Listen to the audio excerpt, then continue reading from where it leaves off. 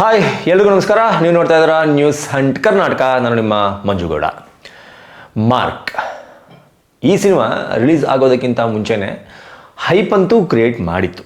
ಯಾಕೆ ಅಂತಂದರೆ star hero ಇರುವಂತಹ ಚಿತ್ರ ಆಗಿರೋದ್ರಿಂದ, ಅದರ ಜೊತೆಗೆ ಮ್ಯಾಕ್ಸ್ ಎನ್ನುವ ಒಂದು ಸಕ್ಸಸ್ಫುಲ್ ಸಿನಿಮಾವನ್ನು, ಸೂಪರ್ ಹಿಟ್ ಸಿನಿಮಾವನ್ನು ಈ ಹಿಂದೆ ಇದೇ ತಂಡ ಮಾಡಿ ಗೆದ್ದಿತ್ತು. ಸೊ ಆ ಕಾರಣಕ್ಕಾಗಿ ಮಾರ್ಕ್ ಚಿತ್ರದ ಮೇಲೆ ಎಕ್ಸ್ಪೆಕ್ಟೇಷನ್ ಜಾಸ್ತಿ ಇತ್ತು. ಯಾವಾಗ ಮಾರ್ಕ್ ಎನ್ನುವ ಒಂದು ಟೈಟಲ್ ಅನೌನ್ಸ್ ಆಯಿತು, ಈ ಒಂದು ಚಿತ್ರದಲ್ಲಿ ಸುದೀಪ್ ನಾಯಕ ನಟನಾಗಿ ಕಾಣಿಸ್ಕೊಳ್ತಾ ಇದ್ದಾರೆ, ಇದೇ ಇವರ ಮುಂದಿನ ಚಿತ್ರ ಅಂತ ಆಯಿತು. ಅಲ್ಲಿಂದ ನೆಗೆಟಿವ್ ಪ್ರಚಾರಗಳು ಆರಂಭ ಆಯಿತು. ಚಿತ್ರ ಈ ಹಿಂದಿನ ಕಾಂಬಿನೇಷನ್ನ ತಂಡದಿಂದಾನೇ ಮೂಡಿ ಬರ್ತಾ ಇದೆ. ಸೊ ಅಷ್ಟೊಂದೇನು ದೊಡ್ಡದಾಗಿ ಎಕ್ಸ್ಪೆಕ್ಟ್ ಮಾಡೋದಕ್ಕೆ ಆಗಲ್ಲ. ಈ ಸಿನಿಮಾ ಮ್ಯಾಕ್ಸ್ನ ಮುಂದುವರೆದ ಭಾಗ, ಮ್ಯಾಕ್ಸ್ ಪಾರ್ಟ್ 2 ಅಂತ ಹೇಳ್ಬೋದು. ಅದರಲ್ಲೂ ಪೊಲೀಸ್ ಆಫೀಸರ್, ಇದರಲ್ಲೂ ಪೊಲೀಸ್ ಆಫೀಸರ್. ಅದು ಕೂಡ ಒಂದು ನೈಟ್ನಲ್ಲಿ ನಡೆಯುವಂತಹ ಕತೆ.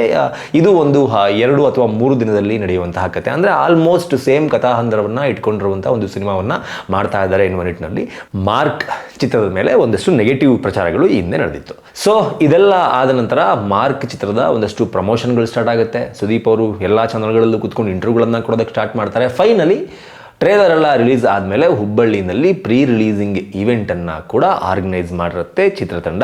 ಈ ಒಂದು ಪ್ರೀ ರಿಲೀಸಿಂಗ್ ಈವೆಂಟ್ನಲ್ಲಿ ಸುದೀಪ್ ಅವರು ಆಡಿದಂತಹ ಮಾತು ನನಗೆ ಇವತ್ತಿಗೆ ಅಕ್ಷರಶಃ ನಿಜ ಅಂತ ಅನ್ನಿಸ್ತಾ ಇದೆ. ಅಂದರೆ ಪೈರಸಿಯನ್ನು ಮಾಡುವ ಮೂಲಕ ನಮ್ಮ ಸಿನಿಮಾವನ್ನು, ಅಂದರೆ ಮಾರ್ಕ್ ಸಿನಿಮಾವನ್ನು ಸಾಯಿಸೋದಕ್ಕೆ ದೊಡ್ಡ ಪಡೆ ರೆಡಿ ಆಗ್ತಾ ಇದೆ ಅಂತ ಅವರೇನು ಹೇಳಿದರು.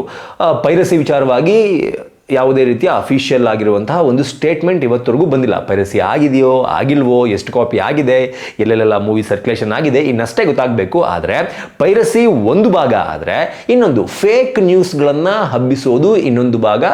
ಸೊ ಮಾರ್ಕ್ ಚಿತ್ರವನ್ನು ಸೋಲಿಸಲೇಬೇಕು ಅಂತ ಫೇಕ್ ನ್ಯೂಸ್ಗಳನ್ನು ಸೋಷಿಯಲ್ ಮೀಡಿಯಾದಲ್ಲಿ ಹಬ್ಬಿಸುವ ಮೂಲಕ ಆ ಪಡೆ ಕೆಲಸ ಮಾಡ್ತಾ ಇದೆ ಅಂತ ಹೇಳಬಹುದು. ಸುದೀಪ್ ಅವರು ಹೇಳಿದಂತಹ, ಅಂದರೆ ಮಾರ್ಕ್ ಚಿತ್ರವನ್ನು ಮುಗಿಸೋದಕ್ಕೆ ಅಂತಲೇ ಒಂದು ಪಡೆ ರೆಡಿ ಆಗಿದೆ, ಯುದ್ಧಕ್ಕೆ ರೆಡಿ ಆಗಿದೆ ಅಂತ ಏನು ಹೇಳಿದ್ರು ಅದು ಅಕ್ಷರಶಃ ನಿಜ ಆಗಿದೆ.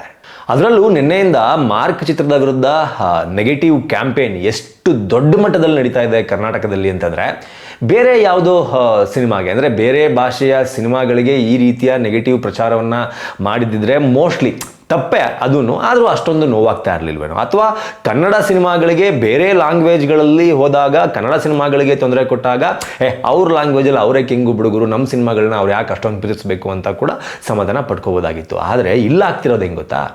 ಇಲ್ಲ ಆಗ್ತಾ ಇರೋದು ಕನ್ನಡ ಸಿನಿಮಾನ ತುಳಿಯೋದಕ್ಕೆ ಕನ್ನಡದ ಆಡಿಯನ್ಸೇ ಪಣ ತೊಟ್ಟು ನಿಂತಿರೋದು. ಕನ್ನಡದ ಸಿನಿಮಾವನ್ನು ಸಾಯಿಸೋದಕ್ಕೆ, ಕನ್ನಡ ಸಿನಿಮಾ ಯಾವುದೇ ಕಾರಣಕ್ಕೂ ಬೆಳಿಬಾರ್ದು, ಅಂದರೆ ಈ ನಟನ ಸಿನಿಮಾ ಯಾವುದೇ ಕಾರಣಕ್ಕೂ ಗೆಲ್ಲಬಾರ್ದು ಎನ್ನುವ ನಿಟ್ಟಿನಲ್ಲಿ ಕೆಲಸವನ್ನು ಮಾಡ್ತಾ ಇರುವಂಥದ್ದು, ಕನ್ನಡ ಚಿತ್ರರಂಗವನ್ನು ಮುಗಿಸುವಂತಹ ಕೆಲಸವನ್ನು ಮಾಡ್ತಾ ಇರುವಂಥದ್ದು, ನಿರ್ಮಾಪಕರನ್ನು ಸಾಯಿಸಿಬಿಡಬೇಕು ಅನ್ನುವಂತಹ ಕೆಲಸಗಳನ್ನು ಮಾಡ್ತಾ ಇದೆ ಈ ಪಡೆ ಅಂತ ನನಗನ್ಸುತ್ತೆ. ಯಾವುದು ಆ ಪಡೆ? ಈ ಫೇಕ್ ನ್ಯೂಸ್ ಪಡೆ ಅಂತ ಹೇಳ್ಬೋದು. ನಾನು ನಿಮಗೆ ಸಾಕ್ಷಿ ಸಮೇತ, ಸುಮ್ಮನೆ ಕೂತ್ಕೊಂಡು ನಾನು ಬೊಗಳೆ ಬಿಟ್ಟು ಪುಂಗು ಬಿಟ್ಟು ಹೋಗಲ್ಲ, ಸಾಕ್ಷಿ ಸಮೇತ ನಿಮ್ಮ ಮುಂದೆ ಇಡ್ತೀನಿ, ನೀವು ಅದನ್ನು ನೋಡ್ತಾ ಹೋಗಿ. ಮೊದಲನೇದಾಗಿ ಈ ಒಂದು ಸ್ಕ್ರೀನ್ಶಾಟ್ನ ನೋಡಿ. ಕನ್ನಡಪ್ರಭದ ಸ್ಕ್ರೀನ್ಶಾಟು. ಇವತ್ತು ಶುಕ್ರವಾರ, ಸಿನಿಮಾ ನಿನ್ನೆ ರಿಲೀಸ್ ಆಗಿದೆ. ಪ್ರತಿ ಶುಕ್ರವಾರ ಕನ್ನಡಪ್ರಭ ನ್ಯೂಸ್ ಪೇಪರ್ನಲ್ಲಿ ಸಿನಿ ಅವತರಣಿಕೆ ಅಂತ, ಅಂದರೆ ಶುಕ್ರವಾರ ಅಂದರೆ ಸಿನಿಮಾ ರಿಲೇಟೆಡ್ ಒಂದಷ್ಟು ಸ್ಪೆಷಲ್ ಸ್ಟೋರಿಗಳು ಬರೋದು ಕಾಮನ್. ಯಾಕೆ ಅಂತಂದರೆ ಶುಕ್ರವಾರ ಗುರುವಾರ ಸಿನಿಮಾಗಳು ರಿಲೀಸ್ ಆಗಿರುತ್ತೆ. ಆ ನಿಟ್ಟಿನಲ್ಲಿ ಎಲ್ಲ ಪತ್ರಿಕೆಗಳು ಕೂಡ ಒಂದು ಸಪ್ರೇಟ್ ಕಾಲಮನ್ನು ಓಪನ್ ಮಾಡಿ ಸಿನಿಮಾಗಳಿಗೆ ಸಂಬಂಧಪಟ್ಟಂತಹ ಒಂದಷ್ಟು ಸುದ್ದಿಗಳನ್ನು ಬರೆಯುತ್ತೆ. ಸೊ ನಿನ್ನೆ ರಿಲೀಸ್ ಆಗಿರುವಂತಹ ಮಾರ್ಕ್ ಸಿನಿಮಾದ ಸಲುವಾಗಿ ಕನ್ನಡಪ್ರಭದಲ್ಲಿ ಇವತ್ತಿನ ಸಂಚಿಕೆಯಲ್ಲಿ ಬಂದಿರೋದೇನಂತಂದ್ರೆ, ಮಾರ್ಕ್ ಮುಗ್ಗರಿಸಿದ್ದು ಎಲ್ಲಿ? ವೇದಿಕೆ ಮೇಲೆ ಕಿಚ್ಚನ ಪ್ರಚೋದನಾಕಾರಿ ಕಿಡಿಗೆ ಹೊತ್ತಿಕೊಂಡ ಜ್ವಾಲಾಮುಖಿ ಸುಟ್ಟಿದ್ದು ತನ್ನನ್ನೇ. ಅಂದರೆ ಸುದೀಪ್ ಅವರು ಏನು ಹುಬ್ಬಳ್ಳಿ ಸ್ಟೇಜ್ ಮೇಲೆ ಸ್ಟೇಟ್ಮೆಂಟ್ ಕೊಟ್ಟಿದ್ರು, ಆ ಸ್ಟೇಟ್ಮೆಂಟಿಂದ ತಮ್ಮನ್ನು ತಾವೇ ಸುಟ್ಕೊಂಡ್ಬಿಟ್ರು ಎನ್ನುವ ನಿಟ್ಟಿನಲ್ಲಿ ಕನ್ನಡಪ್ರಭ ಬರೆದಿದೆ.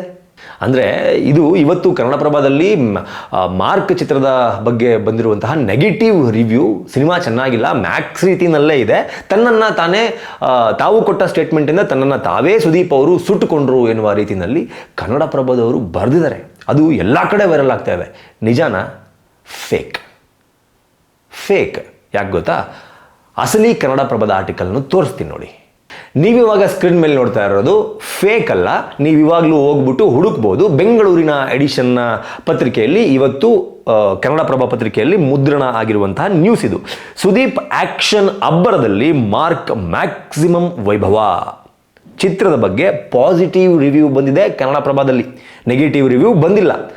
ಆದರೂ ಸಹ ನೀಟಾಗಿ ಕನ್ನಡಪ್ರಭ ಲೋಗೋನ ಎತ್ಕೊಂಡು ಫೇಕ್ ಪೋಸ್ಟ್ನ ಕ್ರಿಯೇಟ್ ಮಾಡಿ, ಈ ಫೇಕ್ ನನ್ನ ಮಕ್ಕಳೇ ಏನೇನೋನ್ನ ಕ್ರಿಯೇಟ್ ಮಾಡಿಬಿಟ್ಟು ಯಾರು ಅವರು ಗೊತ್ತಿಲ್ಲ, ನಮಗೆ ನಿಜವಾಗ್ಲೂ ಗೊತ್ತಿಲ್ಲ ಯಾರು ಈ ಕೆಲಸ ಮಾಡ್ತಾ ಇರೋರು ಅಂತ ಹೇಳ್ಬಿಟ್ಟು, ಇಂಥ ನನ್ನ ಮಕ್ಕಳು ಈ ಕನ್ನಡಪ್ರಭದ ಆರ್ಟಿಕಲನ್ನೇ ಫೇಕ್ ಮಾಡಿಬಿಟ್ಟು ನೆಗೆಟಿವ್ ಪ್ರಚಾರ ಮಾಡಿದ್ರು. ಇದು ಒಂದು. ಇನ್ನು ಎರಡನೇದಾಗಿ ಈ ವಿಡಿಯೋ ನೋಡಿ. ಮೂವಿಗೆ ಕಾಸು ವೇಸ್ಟ್, ಟೈಮು ವೇಸ್ಟ್. ಕಾಲಿ ಹಿಡ್ಕತೀನಿ ಅಣ್ಣ. ದೇವ್ರಣ್ಣ ಫಿಲ್ಮ್ ಹತ್ರ ಒಂದ್ ಚೂರು ಚೆನ್ನಾಗಿಲ್ಲ ಅಣ್ಣ, ತಲೆ ಫುಲ್ ಕೆಡೈತದೆ. ಕೊಟ್ರು ಎಣ್ಣೆಗೆ ಕಾಸು ವೇಸ್ಟ್ ಆಯ್ತೀಗ ನನಗೆ. ಈ ವಿಡಿಯೋದಲ್ಲಿ ನೀಟಾಗಿ ಅಂದ್ರೆ TV9ನ ಒಬ್ಬ ರಿಪೋರ್ಟರು ಥಿಯೇಟರ್ ಮುಂದೆ ನಿಂತ್ಕೊಂಡು ತೆಗೆದುಕೊಂಡಿರೋ ರಿವ್ಯೂ ರೀತಿಯಲ್ಲಿ ಇದನ್ನ ಬಿಂಬಿಸಲಾಗಿದೆ. ಇದಾದ್ರೂ ಸತ್ಯನಾ? ಯಾವುದೇ ಕಾರಣಕ್ಕೂ ಇಲ್ಲ. This is also fake video. ಯಾಕಪ್ಪ ಅಂತಂದರೆ TV9 ಅವರು ಲೋಗೋನ ಇವನೇನು ಹಾಕಿದಾನಲ್ಲ ಈ ಫೇಕ್ ವಿಡಿಯೋದಲ್ಲಿ ಲೋಗೋ, ಅಂದರೆ ಆಪೋಸಿಟ್ ಕುತ್ಕೊಂಡು ನೋಡಿದ್ರೆ ಲೆಫ್ಟ್ ಸೈಡಿಗೆ ಕಾಣಿಸುತ್ತಲ್ಲ, TV9 ಅವರು ಲೆಫ್ಟ್ ಸೈಡಿಗೆ ಹಾಕಲ್ಲ ಲೋಗೋನ, ರೈಟ್ ಸೈಡಿಗೆ ಹಾಕೋದು. ನೋಡಿ, ರೈಟ್ ಸೈಡಿಗೆ ಹಾಕೋದು. TV9 ಲೋಗೋ ಕಟ್ ಮಾಡಿದ್ರು, ಯಾವುದೋ ವಿಡಿಯೋಗೆ ತಗೊಂಡಾಗಲ್ಲ ಹಾಕಿದ್ರು, ಕೆಳಗಡೆ ನೋಡಿ subscribe your YouTube channel and follow Instagram and Facebook. TV9 ವೀಡಿಯೋಸಲ್ಲಿ ಈ ಥರದ್ದು ಯಾವುದೂ ಬರಲ್ಲ, ಈ ಕ್ವಾಲಿಟಿಯಲ್ಲಿ ಯಾವುದೂ ಬರಲ್ಲ. ಅವ್ರ ಕ್ವಾಲಿಟಿ ಬೇರೆಯೇ ಇದೆ. ಅಲ್ಲಿಗೆ ಇದು TV9 ವಿಡಿಯೋ ಅಲ್ಲ, ಜೊತೆಗೆ ಆ ವಿಡಿಯೋ ಮೇಲೆ ಮಾರ್ಕ್ ಅಂತ ಬರ್ದಿದ್ದಾರೆ. ಮಾರ್ಕ್ ಮೂವಿದ ರಿವ್ಯೂ ಅಂತ ಜನ ತಿಳ್ಕೊಬೇಕು, ಈ ಸಿನಿಮಾ ಚೆನ್ನಾಗಿಲ್ಲ ಅಂತ ಜನ ಥಿಯೇಟ್ರಿಗೆ ಬರಬಾರ್ದು ಅನ್ನೋದಷ್ಟೇ ಉದ್ದೇಶ. ಇದು TV9 ವಿಡಿಯೋನೂ ಅಲ್ಲ, ಇದು ಮಾರ್ಕ್ಗೆ ಸಂಬಂಧಪಟ್ಟಂತಹ ರಿವ್ಯೂ ಕೂಡ ಅಲ್ಲ. ಅಲ್ಲಿಗೆ ಇದು ಕೂಡ ಫೇಕ್. ಇನ್ನು ಮೂರನೇದಾಗಿ ಈ ವಿಡಿಯೋ ನೋಡಿ.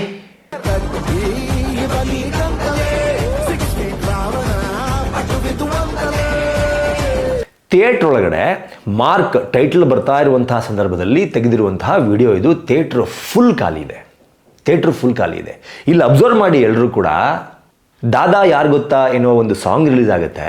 ಆ ಸಾಂಗ್ನ ಈ ಸಿನಿಮಾ ಥಿಯೇಟ್ರ್ ಒಳಗಡೆ ಮ್ಯಾಕ್ಸ್ ಟೈಟಲ್ ಬಂದಾಗ ಬ್ಯಾಕ್ಗ್ರೌಂಡಿಗೆ ಹಾಕ್ಕೊಂಡಿದ್ದಾರೆ.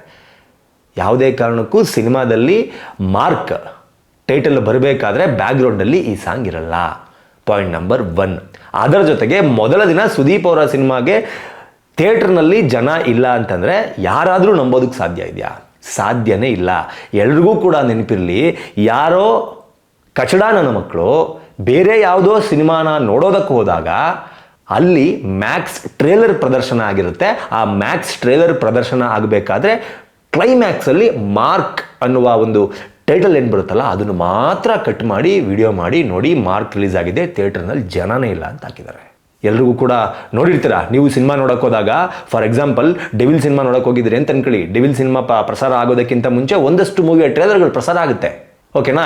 ಇನ್ಯಾವುದೋ ಸಿನಿಮಾ ನೋಡೋಕೆ ಹೋಗಿದ್ರಿ ಅಂತ ಅನ್ಕೊಳ್ಳಿ, ಅಲ್ಲೂ ಕೂಡ ಒಂದಷ್ಟು ಸಿನಿಮಾದ ಟ್ರೇಲರ್ಗಳು ಪ್ರಸಾರ ಆಗುತ್ತೆ, ಅಡ್ವರ್ಟೈಸ್ಮೆಂಟ್ಗಳ ರೀತಿಯಲ್ಲಿ ಪ್ರಸಾರ ಆಗುತ್ತೆ.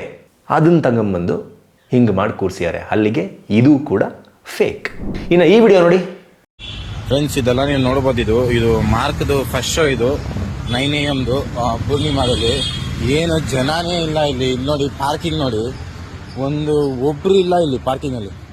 ಕನ್ನಡದ ಹೀರೋದು ಟಾಪ್ ಹೀರೋಗೆ ಈ ಥರ ಜನಗಳಿಲ್ಲ ಅಂದರೆ ಹಿಂಗೆ ನೋಡಿ. ಇಲ್ಲಿ ನೋಡಿ, ಇದು ಪಾರ್ಕಿಂಗ್ ನೋಡಿ ಎಷ್ಟು ಖಾಲಿ ಹೊಡಿತದೆ ಅಂದರೆ ಇಲ್ಲೊಂದು 1000 ಜನ ಮಲ್ಕೊಂಡು ಊಟ ಮಾಡಿಕೊಂಡು ಆರಾಮಾಗಿರ್ಬೋದು. ನೋಡಿ ಥಿಯೇಟರ್ ನೋಡಿ.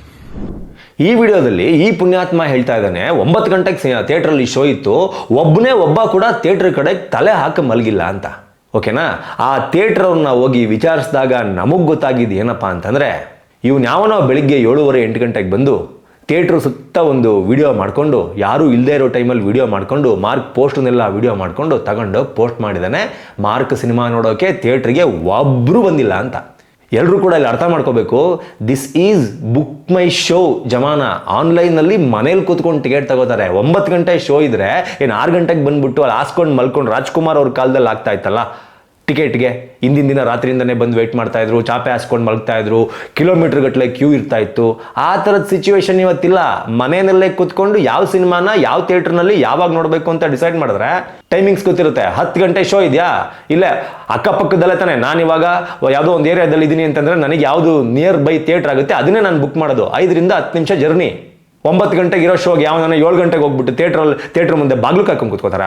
9 ಗಂಟೆಗೆ ಶೋ ಇದೆ ಅಂತಂದರೆ 8:15, 8:45 ಹೋಗ್ತಾರೆ. ಡೈರೆಕ್ಟಾಗಿ ಆನ್ಲೈನಲ್ಲಿ ಟಿಕೆಟ್ ಬುಕ್ ಆಗಿರುತ್ತೆ, ಟಿಕೆಟ್ ಕಲೆಕ್ಟರ್ಗೆ ತೋರಿಸ್ತಾರೆ, ಒಳಗಡೆ ಹೋಗ್ತಾರೆ. ಇವನು ಪುಣ್ಯಾತ್ಮ ಯಾರು ಇಲ್ಲದೇ ಇರೋ ಟೈಮಲ್ಲಿ ಹೋಗಿ ವಿಡಿಯೋ ಮಾಡ್ಕೊಂಬಂದ್ಬಿಟ್ಟು ನೋಡಿ ಜನನೇ ಇಲ್ಲ ಅಂತ. ಅಲ್ಲಿಗೆ ಇದು ಕೂಡ ಫೇಕ್. ಸೊ ಇಷ್ಟೆಲ್ಲ ಫೇಕ್ ಯುದ್ಧಗಳ ನಡುವೆ, ಅಂದರೆ ಸುದೀಪ್ ಅವ್ರು ಹೇಳಿದ್ದು ನಿಜ, ಯುದ್ಧಕ್ಕೆ ನಾವು ರೆಡಿಯಾಗಿದ್ದೀವಿ ಅಂತ ಹೇಳ್ಬಿಟ್ಟು, ಒಂದು ಪಡೆ ರೆಡಿಯಾಗಿದೆ ನಮ್ಮನ್ನು ಸೋಲಿಸೋದಕ್ಕೆ ಅಂತ ಹೇಳ್ಬಿಟ್ಟು, ಆ ಪಡೆ ಏನೇನೆಲ್ಲ ಕೆಲಸವನ್ನು ಮಾಡಬೇಕೋ ಮೊದಲ ದಿನ ಆ ಎಲ್ಲವನ್ನೂ ಸಹ ಮಾಡಿದೆ. ಆ ಫೇಕ್ ನ್ಯೂಸ್ಗಳನ್ನು ನಿಮ್ಮ ಮುಂದೆ ಇಡುವಂತಹ ಪ್ರಯತ್ನವನ್ನು ನಾನು ಮಾಡಿದ್ದೀನಿ. ಅಲ್ಲಿಗೆ ಮೊದಲ ದಿನದ ಕಲೆಕ್ಷನ್ನ ವಿಚಾರಕ್ಕೆ ಬಂದರೆ, ಸಾಕಷ್ಟು ಕಡೆಗಳಲ್ಲಿ ಈಗ ಸ್ಯಾಕ್ ಮಿಲ್ಕ್ ವೆಬ್ಸೈಟ್ನ ಪ್ರಕಾರ ಕೂಡ 6ರಿಂದ 7 ಕೋಟಿ ರೂಪಾಯಿ ಆಗಿರಬಹುದು ಎನ್ನುವ ಒಂದು ಲೆಕ್ಕಾಚಾರವನ್ನು ಕೊಟ್ಟಿದೆ ಸ್ಯಾಕ್ ಮಿಲ್ಕು. ಆದರೆ ಅದು ಕಂಪ್ಲೀಟ್ ಅಲ್ಲ. ದಿಸ್ ಇಸ್ ದ ರಫ್ ಲೆಕ್ಕಾಚಾರ ಅನ್ನೋದನ್ನ ಅವರು ನೀಟಾಗಿ ಮೆನ್ಷನ್ ಮಾಡಿದ್ದಾರೆ. ಆದರೆ ಅಫಿಷಿಯಲ್ ಆಗಿ KRG ಸ್ಟುಡಿಯೋಸ್ ಕರ್ನಾಟಕದಲ್ಲಿ ಮಾರ್ಕ್ ಸಿನಿಮಾವನ್ನ ವಿತರಣೆ ಮಾಡಿತ್ತು. ಸತ್ಯಜ್ಯೋತಿ ಫಿಲ್ಮ್ಸ್ ಹಾಗೂ ಕಿಚ್ಚ ಕ್ರಿಯೇಷನ್ಸ್ ಈ ಎರಡೂ ಸಂಸ್ಥೆಗಳು ಸೇರಿ ಈ ಮಾರ್ಕ್ ಸಿನಿಮಾವನ್ನ ಪ್ರೊಡ್ಯೂಸ್ ಮಾಡಿದ್ದು. ಇದೀಗ ಅವರೇ ಅಫಿಷಿಯಲ್ ಆಗಿ ಬಿಟ್ಟಿರುವ ಹೇಳಿಕೆ ಪ್ರಕಾರ, ಅಫಿಷಿಯಲ್ ಆಗಿ ಕೊಟ್ಟಿರುವ ಲೆಕ್ಕದ ಪ್ರಕಾರ, ಮಾರ್ಕ್ ಚಿತ್ರ ಮೊದಲ ದಿನ ಕರ್ನಾಟಕ 1ರಲ್ಲೇ 15.9 ಕೋಟಿ ರೂಪಾಯಿ ಕಲೆಕ್ಷನ್ ಅನ್ನ ಮಾಡಿಕೊಂಡಿದೆ. ಇದು ಚಿತ್ರತಂಡ ಕೊಟ್ಟಿರುವ ಅಫಿಷಿಯಲ್ ಲೆಕ್ಕ, ಯಾವುದೇ ಫೇಕ್ ಲೆಕ್ಕ ಅಲ್ಲ. ಇದನ್ನು ಕೂಡ ಇದು ಫೇಕು, ಚಿತ್ರತಂಡ ಫೇಕ್ ಆಗಿ ಹೇಳ್ತಾ ಇದೆ ಅಂತ ಸಾಕಷ್ಟು ಜನ ಅನ್ಕೋಬಹುದು. ಆದರೆ ಯಾವುದೇ ಚಿತ್ರತಂಡ ಆಗಲಿ ಸಿನಿಮಾದ ಕಲೆಕ್ಷನ್ ವಿಚಾರವಾಗಿ ಅಫಿಷಿಯಲ್ ಆಗಿ ಒಂದು ಸ್ಟೇಟ್ಮೆಂಟ್ ಕೊಡ್ತು ಅಂತಂದ್ರೆ, ಫಾರ್ ಎಕ್ಸಾಂಪಲ್ 15.9 ಕೋಟಿಗೆ ಅವರು ಗೌರ್ನಮೆಂಟ್ಗೆ ಟ್ಯಾಕ್ಸ್ ಕಟ್ಟಲೇಬೇಕಾಗತ್ತೆ. ಈ ವಿಚಾರದಲ್ಲಿ ಸುಳ್ಳನ್ನ ಹೇಳೋದಕ್ಕೆ ಬರೋದಿಲ್ಲ. ಸೊ ಹೀಗಾಗಿ ಅಫಿಷಿಯಲ್ ಆಗಿ ಚಿತ್ರತಂಡವೇ ಕೊಟ್ಟಿರುವ ಲೆಕ್ಕದ ಪ್ರಕಾರ ಇಷ್ಟೆಲ್ಲ ಫೇಕ್ ಸುದ್ದಿಗಳ ನಡುವೆ, ಇಷ್ಟೆಲ್ಲ ನೆಗೆಟಿವ್ ಪ್ರಮೋಷನ್ಗಳ ನಡುವೆ, ಇಷ್ಟೆಲ್ಲ ಮಾರ್ಕ್ ಸಿನಿಮಾವನ್ನ ತುಳಿದು ಸಾಯಿಸಬೇಕು ಎನ್ನುವ ಪಡೆಯ ನಡುವೆ ಚಿತ್ರ ಗೆದ್ದು ಬೀಗಿದೆ ಅಂತ ನನಗನ್ಸುತ್ತೆ. ಯಾಕಪ್ಪ ಅಂತಂದ್ರೆ ಮೊದಲ ದಿನ ಕರ್ನಾಟಕದಲ್ಲಿ ಮಾರ್ಕ್ ಮಾಡಿಕೊಂಡಿರುವಂತಹ ಕಲೆಕ್ಷನ್ ಅಫಿಷಿಯಲಿ 15.9 ಕೋಟಿ. ಸೊ ಏನನ್ಸುತ್ತೆ ನಿಮಗೆ ಇದನ್ನೆಲ್ಲ ನೋಡಿದಾಗ? ಅಂದರೆ ಕನ್ನಡ ಚಿತ್ರರಂಗದಲ್ಲಿ ಈ ರೀತಿಯ ಬೆಳವಣಿಗೆಗಳನ್ನು ನೋಡಿದಾಗ ಏನನ್ಸುತ್ತೆ? ಈ ಹಿಂದೆ ಡೆವಿಲ್ ಸಿನಿಮಾಗೂ ಕೂಡ ಇಂತಹದ್ದೇ ಕಾಟ ಎದುರಾಗಿತ್ತು. ನಿನ್ನೆ ಬಂದಿರುವಂತಹ ಸುದ್ದಿಯ ಪ್ರಕಾರ 10,500ಕ್ಕಿಂತ ಹೆಚ್ಚಿನ ಪೈರಸಿ ಲಿಂಕ್ಗಳನ್ನು ಚಿತ್ರತಂಡ ಡಿಲೀಟ್ ಮಾಡಿಸಿದೆ ಅಂತ. ಸೊ ಕನ್ನಡ ಚಿತ್ರರಂಗದಲ್ಲಿ ಈ ರೀತಿಯ ಬೆಳವಣಿಗೆಯ ಬಗ್ಗೆ ನಿಮಗೆ ಏನನ್ಸುತ್ತೆ ಅನ್ನೋದನ್ನು ಕಮೆಂಟ್ ಬಾಕ್ಸ್ ಮೂಲಕ ತಿಳಿಸಿ. ಜೊತೆಗೆ ನಿಜವಾಗ್ಲೂ ಮಾರ್ಕ್ ಮೂವಿ ಹೇಗಿದೆ ಅನ್ನೋದನ್ನು ಸಹ ನೋಡಿರೋರು ಕಮೆಂಟ್ ಬಾಕ್ಸ್ ಮೂಲಕ ತಿಳಿಸಿ ಅಂತ ಕೇಳ್ಕೊತಾ ಈ ವಿಡಿಯೋನ ಮುಗಿಸ್ತಾ ಇದ್ದೀನಿ. ನಮಸ್ಕಾರ.